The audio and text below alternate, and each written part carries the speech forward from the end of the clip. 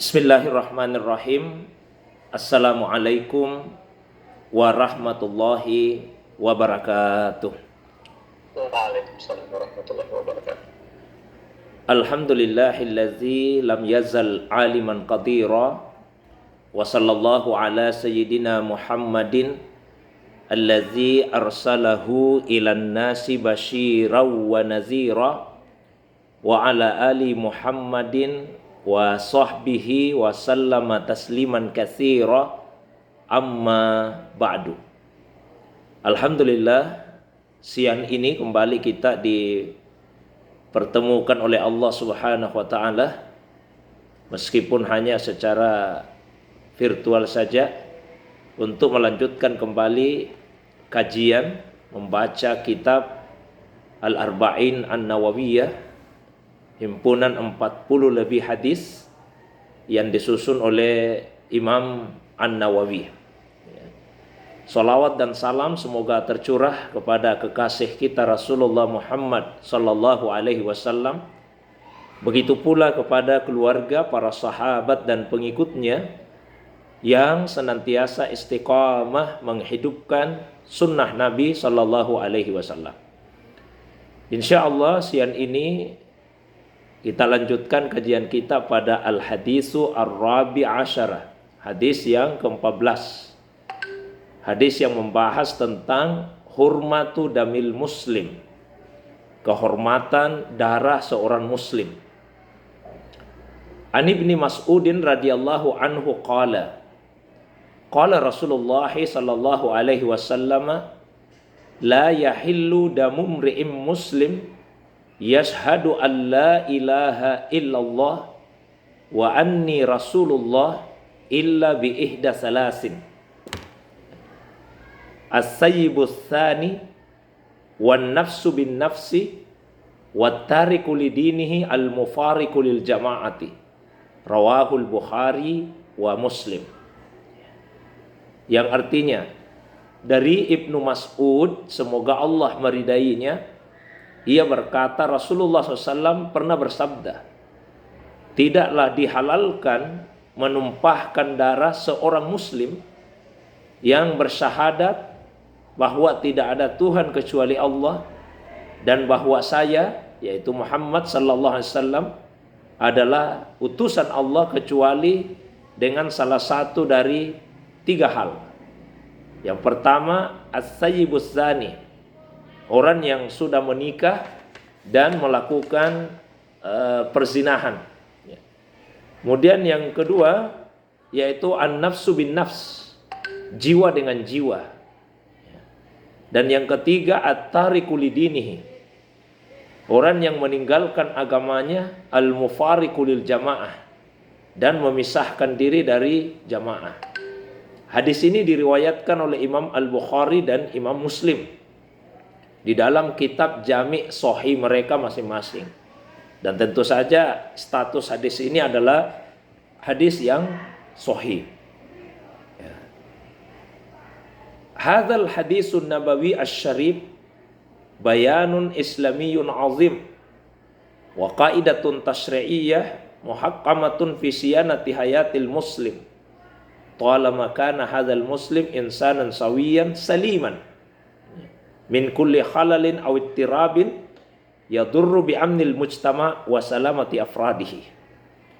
Jadi hadis nabawi yang mulia ini adalah penjelasan Islami yang sangat agung dan merupakan kaidah tasyri'iyah, kaidah penetapan syariat yang sangat bijaksana dalam hal siyanatu hayatil muslim, bagaimana menjaga kehidupan seorang muslim sepanjang muslim tersebut masih merupakan seorang insanan sawiyan, manusia yang lurus. Lurus dalam arti saliman, dia selamat dari cacat, dari kesimpan siuran dalam arti perbuatan yang membahayakan keamanan masyarakat dan keselamatan person-person yang ada di dalam masyarakat.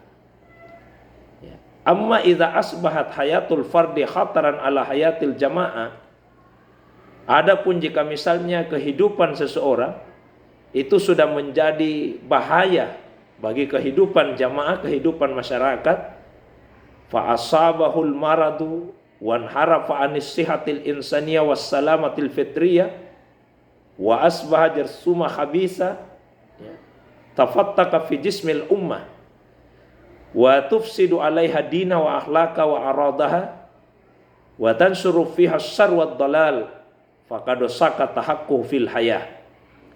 Nah, adapun jika orang tersebut telah terkena satu penyakit yang dimaksud di sini penyakit sosial, ya, penyakit yang berkaitan dengan akhlak, bukan penyakit fisik.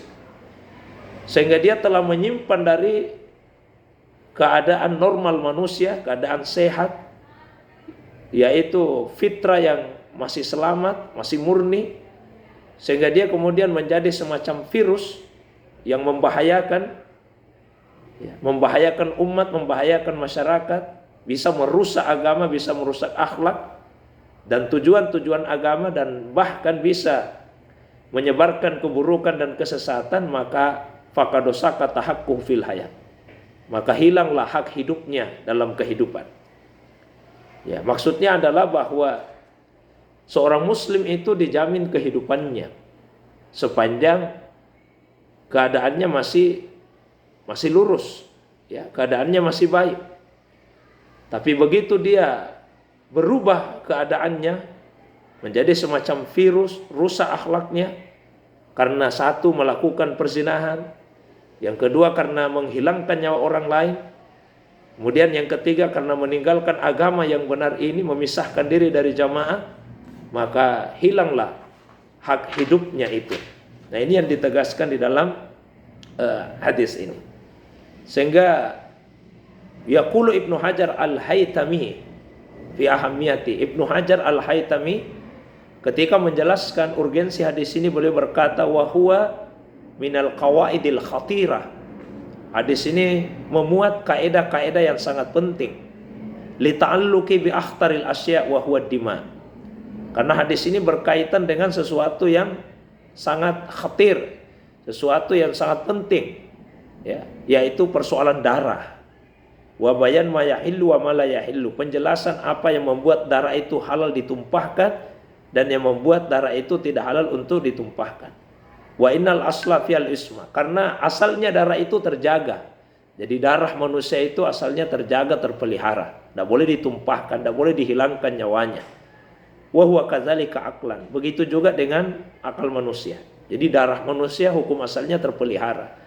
Dia baru bisa ditumpahkan dalam arti dihilangkan nyawanya apabila dia melakukan pelanggaran-pelanggaran tertentu di dalam agama. Nah, sehingga hadis ini menunjukkan kepada kita beberapa pelajaran. Satu, hurmati damil muslim, ya, kehormatan atau keagungan darah seorang muslim. Jadi siapa saja yang telah bersyahadat tidak ada Tuhan kecuali Allah dan bahwa Muhammad itu adalah utusan Allah Subhanahu wa taala, dia mengakui keesaan Allah Subhanahu wa taala, membenarkan kenabian Muhammad sallallahu alaihi wasallam, mengakui risalah Nabi, maka amanlah darahnya, terpeliharalah jiwanya, ya, kehidupannya terjamin. Wala yajusu li ahadin wala yahillu lahu ayyurika damahu. Tidak diperbolehkan bagi siapapun untuk menumpahkan darah yang bersangkutan tersebut, ya, kecuali apabila ia telah melakukan 3 pelanggaran yang disebut dalam hadis tadi. Satu, qatlun nafsi amdan bighairi haq, menghilangkan nyawa orang lain secara sengaja tanpa alasan yang benar. Yang kedua, az-zina ba'dal ihsan wa huwa zawaj, melakukan persinahan setelah dia menikah. Dan yang ketiga, ar-ridda, yaitu kemurtadan. Pelajaran yang berikutnya dari hadis ini yaitu tentang hukuman rajam, ya, hukuman rajam. Ajma'al muslimun ala anna hadda sina as-sayyib atau al-muhsan ar-rajam. Sepakat kaum muslimin bahwa hukuman bagi persinahan yang dilakukan oleh orang yang sudah menikah itu adalah rajam, hatta yamut. Jadi rajam dilempari dengan batu hatta yamut, sampai dia mengalami kematian. Li'annahu i'tada ala aradi ghairihi, karena dia telah berani untuk melanggar kehormatan orang lain. wartakaba fahishatas zina, dan dia telah melakukan perbuatan keji yaitu perzinahan, ba'da an amallahu azza wa jalla alaihi bil mut'atil halal, padahal Allah telah menganugerahkan nikmat kepadanya kesenangan yang halal yaitu pernikahan.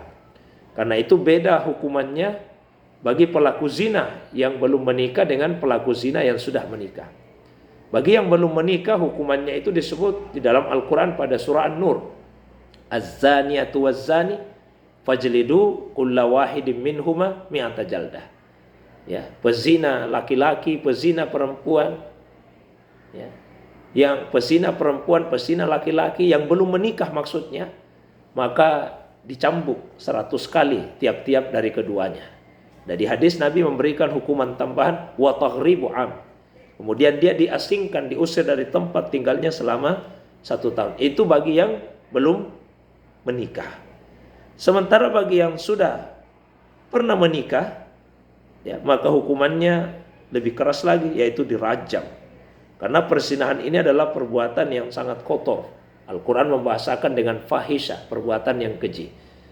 Nah, sebagian ulama, fahisha itu digunakan atas perbuatan dosa yang diingkari oleh naluri yang sehat, oleh akal yang sehat. Jadi seandainya Allah tidak melarang pun, bagi manusia yang nalurinya masih normal, sehatnya, akalnya sehat, dia akan menjauhi perbuatan itu cukup dengan naluri dan akal saja. Ya, apalagi ada larangan dari Allah SWT, maka itu disebut dengan fahisha. Ya, tapi dorongan manusia untuk melakukannya memang besar. Karena itu di Al-Quran bentuk larangannya itu adalah wala taqrabu, jangan mendekati. Ada 2 pola larangan yang digunakan oleh Allah dalam Al-Quran. Yang pertama, larangan mendekati seperti zina, larangan mendekati harta anak yatim. Dan pola yang kedua yaitu perbuatannya langsung yang disebut. Misalnya jangan membunuh. Jadi tidak ada ayat Al-Quran itu yang mengatakan jangan dekati pembunuhan. Yang ada jangan membunuh. Beda kalau zina ada larangannya jangan dekati. Ulama tafsir menjelaskan, kalau dorongan untuk melakukan perbuatan tersebut sebetulnya tidak besar, maka bahasanya ya jangan melakukannya. Tapi kalau dorongan manusia untuk melakukan besar, maka sejak dini itu sudah dilarang, jangan mendekati.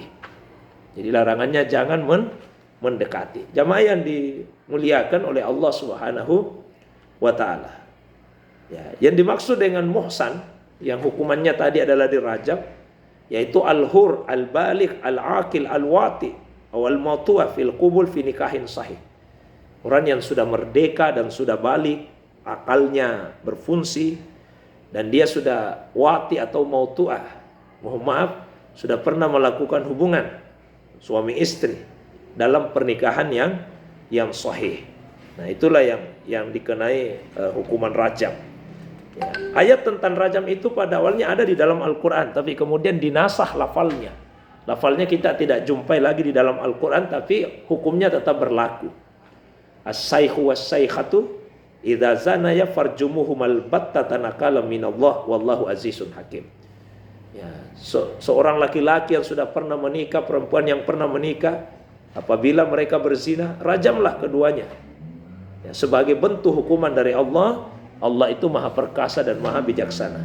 Ini pernah ada di dalam Al-Quran, tapi kemudian dinasah lafalnya, tapi hukumnya tetap berlaku. Jamaah yang dimuliakan Allah SWT. Pelajaran yang berikutnya tentang qisas. Jadi, tadi disebutkan an-nafsu bin nafs, jiwa dengan jiwa. Jadi siapa yang menghilangkan nyawa orang lain maka hukumannya yaitu hukuman bunuh. Ajma'al muslimun, ijma' kaum muslimin ala anna man qatala musliman, bahwa siapa yang menghilangkan nyawa seorang muslim amdan secara sengaja faqad istahaqqal qisas, maka dia layak untuk dikenai hukuman qisas, yaitu hukuman bunuh. Kalau Allah telah berfirman di surah Al-Maidah ayat 45, wa katabna alaihim fiha anna nafsa bin nafs, kami telah tetapkan di dalam kitab bahwa jiwa itu dibalas dengan jiwa. Ini tujuannya apa? Hatta ya'manan nas al hayatim, sehingga kehidupan manusia itu terjamin. Karena kalau hukuman orang membunuh ringan saja, cuma dihukum beberapa tahun atau mungkin ada beberapa bulan, maka keluarga orang yang terbunuh itu boleh jadi masih merasa dendam. Dendam itu akan terpelihara Sehingga pada saat pembunuh itu keluar dari penjara, bisa saja dia melampiaskan dendamnya. Sehingga di Al-Quran itu ditegaskan, walakum fil qisasi hayah. Justru di dalam kisas itu sebetulnya ada kehidupan. Ya kelihatannya menghilangkan nyawa satu atau beberapa orang, tapi itu justru dilakukan untuk melindungi nyawa banyak orang. Maka di Al-Quran disebut di dalam kisas itu ada kehidupan. Nah, kemudian yang berikutnya haddur riddah, hukuman bagi orang yang murtad. Ajma'al muslimun, ijma' kaum muslimin, ala anna ar-rajul iza irtadda wa asarra 'alal kufur wa lam yarji ilal islam ba'dal istitaba annahu yuqtal. Bahwa jika ada seorang muslim yang murtad dan dia terus-menerus dalam kekafiran, tidak kembali kepada keislaman, tapi tentu setelah diupayakan sungguh-sungguh dulu agar dia bertobat, diupayakan sungguh-sungguh agar kembali kepada keislaman. Tapi kemudian dia tidak mau, maka hukumannya yuqtal. Ini secara hukum agama ya, secara hukum agama. Di hadis disebutkan al-mufariq lidini. Di hadis yang lain riwayat Bukhari dari Abdullah bin Abbas, Nabi bersabda, "Mambaddala dinahu faqtuluh." Barang siapa yang mengganti agamanya maka bunuhlah dia. Yang berbeda pendapat ulama kalau perempuan. Ya, fazahaba jumhurul ulama ila annaha tuqtal karrajuli. Ya, menurut jumhur ya dia juga dihukum bunuh seperti laki-laki. Li umumil adillah, karena keumuman dalil. Tapi kalau menurut mazhab Hanafiyah la tuqtal, tidak dibunuh. Wa inna ma tuhbas hatta taslam aw tamut fil habs. Tapi dia cukup ditahan saja, ditawan sampai dia kemudian masuk Islam, hatta tuslima, sampai masuk Islam kembali, aw tamut, atau dia meninggal dalam keadaan tertawan itu. Nah, terus yang berikutnya, orang yang meninggalkan salat. Ini bagaimana hukumnya? Ya. Ajma'al muslimun ala anna man taraka shalah jahidan biha faqad kafar wa tubira murtaddan wa uqima alaihi haddur riddah. Jadi kalau ada orang yang meninggalkan salat, dilihat dulu kenapa dia meninggalkan salat. Kalau dia meninggalkan salat karena mengingkari kewajiban salat, maka dia dihukumi sebagai orang yang murtad, dan hukumannya seperti orang yang murtad tadi. Itu kalau dia meninggalkan salat karena menganggap salat tidak wajib, berpendapat salat tidak wajib.